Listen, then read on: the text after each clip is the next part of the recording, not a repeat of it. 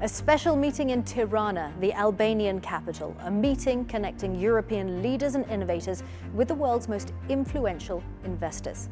I'm Kimberly Leonard from the PIF News Network with all the latest from this FII Priority Europe Summit.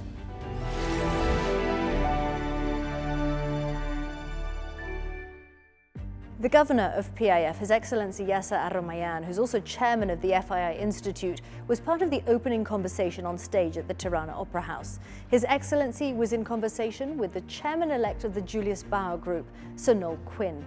We have been investing in Europe since 2017.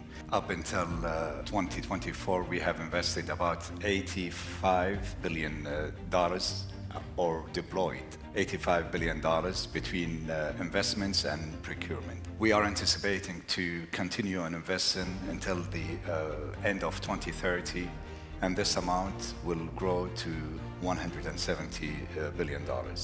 This would have an impact to the EU GDP. Currently, the impact that we've done is about 52 billion. And I think by 2030, it's going to be well over 100. It's going to be about $105 billion, creating jobs. We have created about 254,000 direct and indirect jobs through our investments and procurement from the EU. And we are projecting that this number will go up to $328 billion. There was also a prime ministerial address from His Excellency Edi Rama. The good thing about Albania is that, as you see, we are also good friends with many. And we feel blessed to be able to say that we are strategic partners of the EU, of the United States, but we feel also very blessed to say that we are close partners to Saudi Arabia, to UAE, to the Gulf countries. And by the way, we follow with admiration what is happening in these countries, the vision, the drive, the ambition.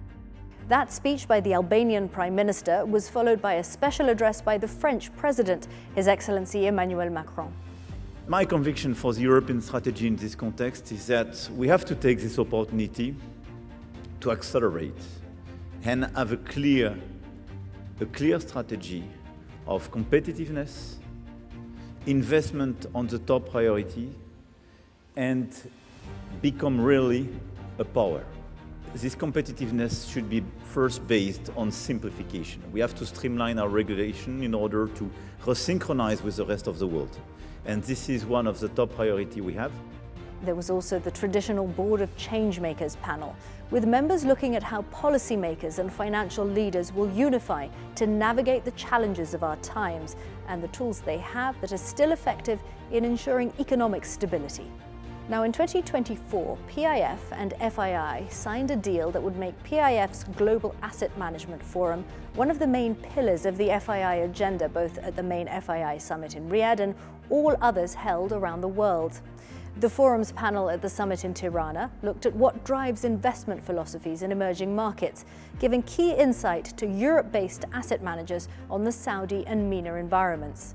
The Global Asset Managers Forum shows PIF's commitment to upscaling the capital markets in Saudi Arabia and promoting best practices in the Saudi asset management industry. One of the most important foundations on verticals within the Vision 2030 is the financial sector. And of course, you cannot talk about a very vibrant and efficient financial sector without a very efficient and an open and a developed asset management industry. PIF played an important role in terms of empowering and enabling these asset managers to actually move their kitchens, move their teams, the investment, the kind of taking risk and booking risk in the region.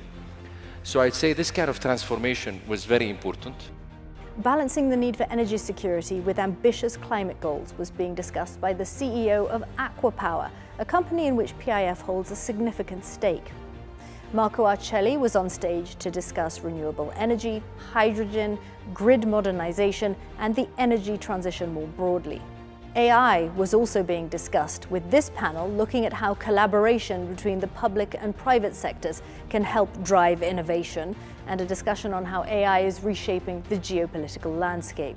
There was a look at European healthcare and biotech sectors, which are experiencing significant growth, and how this will position the bloc in the global health arena. And a look at whether new tourism hubs, emerging destinations, can redraw the global tourism map, with Riyadh Air's CEO Tony Douglas and the group CEO of Diriyah, Jerry Anzarillo, lending their expertise to the panel. The next FII gathering will be the main FII conference in Riyadh. The theme this year, the key to prosperity, unlocking new frontiers of impact. It'll be in October. I'm Kimberly Leonard, and I'll see you there.